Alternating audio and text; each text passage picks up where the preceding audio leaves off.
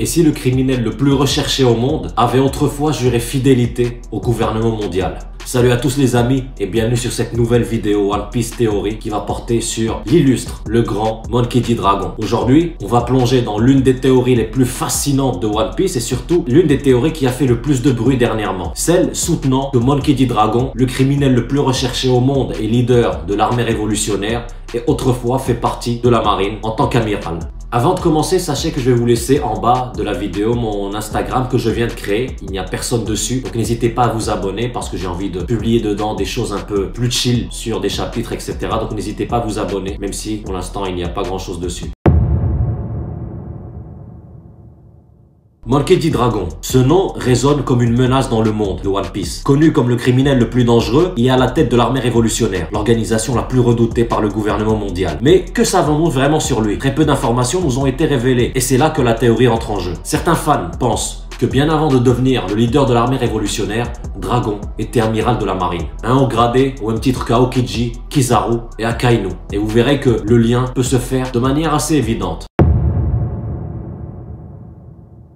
Mais d'où vient cette idée? Tout commence avec la fascination d'Eiichiro Oda pour la mythologie, les légendes et les fables. Un excellent exemple est Elbaf, le royaume des géants, qui est littéralement fable à l'envers. Mais ici, la référence va plus loin. Il existe une légende asiatique sur les 4 mers, nord, sud, est et ouest, associées à 4 couleurs, jaune, bleu, rouge et blanc, et 4 animaux, le singe, l'oiseau, le chien et le dragon. Si on fait le parallèle avec les amiraux de la marine, Kizaru, le singe, correspond à la mer du nord, symbolisée par le jaune. Aokiji, le faisan, est associé à la mer du sud et au bleu. Akainu, le chien, représente la mer de l'ouest avec la couleur rouge. Et il reste la mer de l'est, associée au dragon blanc. Coïncidence? Je ne pense pas. Ce n'est pas tout. Un autre mythe asiatique soutient encore plus cette idée. Il s'agit de l'histoire d'un roi maléfique qui avait 4 disciples. Un oiseau, un singe, un chien et un dragon. Dans cette histoire, le dragon, conscient de la cruauté du roi, décide de le quitter. Avant de partir, il essaie de convaincre ses camarades de faire de même. Mais il échoue. Le chien reste fidèle, le singe trop insouciant et le faisan trop paresseux. Ce récit est troublant car il colle parfaitement